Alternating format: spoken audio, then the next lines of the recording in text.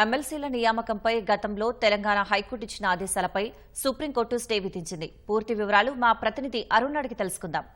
అరుణ్, చెప్పండి, supreme court stake సంబంధించిన తాజా సమాచారం ఏంటి?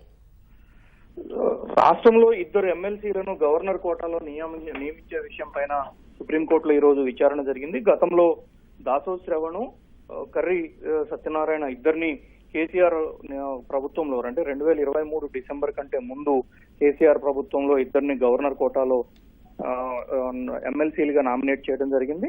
అయితే గవర్నర్ ఈ ఇరువురికి సంబంధించినటువంటి నియామకాన్ని రాష్ట్ర ప్రభుత్వ ప్రతిపాదనను తిరస్కరించింది. ఆ తర్వాత ఏర్పడినటువంటి ప్రభుత్వం, రేవంత్ రెడ్డి ముఖ్యమంత్రిగా ఏర్పడినటువంటి ప్రభుత్వం, వారిద్దరి పేర్లు కాకుండా కోదండరాము మరొకరి పేరు సజెస్ట్ చేస్తూ గవర్నర్ కు సిఫారసు చేసింది. దీనిపైన దాసో శ్రవణ్ మిగిలినటువంటి ప్రతివాదులంతా హైకోర్టును ఆశ్రయించగా కోదండరాము మరొకరి నియామకాన్ని పైన సుప్రీంకోర్టు తెలంగాణ హైకోర్టు స్టే విధించడంతో పాటుగా తదుపరి నియామకాలన్నీ చట్ట ప్రకారము నిబంధనల ప్రకారం జరగాలి అని చెప్పి హైకోర్టు ఆదేశాలు జారీ చేసింది. ఆ ఆదేశాలపైన దాసో శ్రవణ్, కర్రీ సత్యనారాయణలు సుప్రీంకోర్టును ఆశ్రయించగా ఈ రోజు జస్టిస్ విక్రమ్నాథ్ నేతృత్వంలోని ధర్మాసనం విచారణ చేపట్టింది. గతంలో తెలంగాణ హైకోర్టు ఇచ్చినటువంటి ఆదేశాలపైన స్టే విధిస్తున్నట్లుగా స్పష్టం చేయడంతో పాటుగా రాష్ట్ర ప్రభుత్వం ఇట్లాంటి విషయాల్లో రాష్ట్ర ప్రభుత్వాన్ని కానీ గవర్నర్ గాని అడ్డుకుంటే వారికి ఉన్నటువంటి హక్కులను హరించడమే అవుతుంది అని కూడా సుప్రీంకోర్టు వ్యాఖ్యానించింది.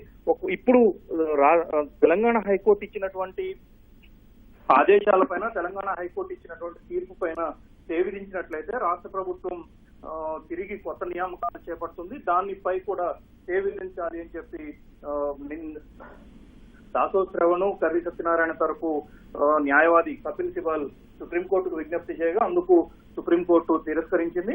అలాంటి ప్రక్రియను అడ్డుకున్నట్లయితే రాష్ట్ర ప్రభుత్వానికి గవర్నర్ కు ఉన్నటువంటి హక్కులను హరించడమే అవుతుంది. కాబట్టి అలాంటి కార్యక్రమాలు చేపట్టబోము అని చెప్పి సుప్రీంకోర్టు స్పష్టం చేసింది. అలాంటప్పుడు రాష్ట్ర ప్రభుత్వం కొత్త నియామకాలు చేపడుతుంది అన్నప్పుడు దానికి అనుగుణంగా నియమ నిబంధనలకు అనుగుణంగా వారు వెళ్తారు తప్ప కొత్తగా చేపట్టాల్సింది ఏమి లేదు అని చెప్పి కూడా సుప్రీంకోర్టు స్పష్టం చేసింది. ఆ సందర్భంలోనే పిటిషనర్ల తరపు న్యాయవాది కపిల్ సిబాల్ రాష్ట్ర ప్రభుత్వం ఒకవేళ రాష్ట్ర ప్రభుత్వం నియామకం ప్రక్రియ చేపడితే ఇప్పుడు దాఖలు చేసినటువంటి పిటిషన్ ఇన్ఫెక్షన్స్ అయిపోతుంది, అంటే విచారణ అర్హత ఉండదు అని చెప్పి చెప్పడం జరిగింది. అందుకు అనుగుణంగా జస్టిస్ విక్రమ్నాథ్ స్పందిస్తూ తదుపరి సుప్రీంకోర్టు ఉత్తర్వులకు అనుగుణంగా తుది ఆదేశాలు, తుది తీర్పుకు అనుగుణంగానే నియామకాలకు సంబంధించినటువంటి వ్యవహారం జరగాలి అని చెప్పి వాటిపైన తుది తీర్పు ప్రభావం ఉంటుంది అని చెప్పి స్పష్టం చేస్తూ తదుపరి విచారణను 4 వారాలకు వాయిదా వేశారు. గవర్నరు అదే సందర్భంలో రాష్ట్ర ప్రభుత్వానికి సుప్రీంకోర్టు నోటీసులు జారీ చేస్తుంది. ధన్యవాదాలు అరుణ్.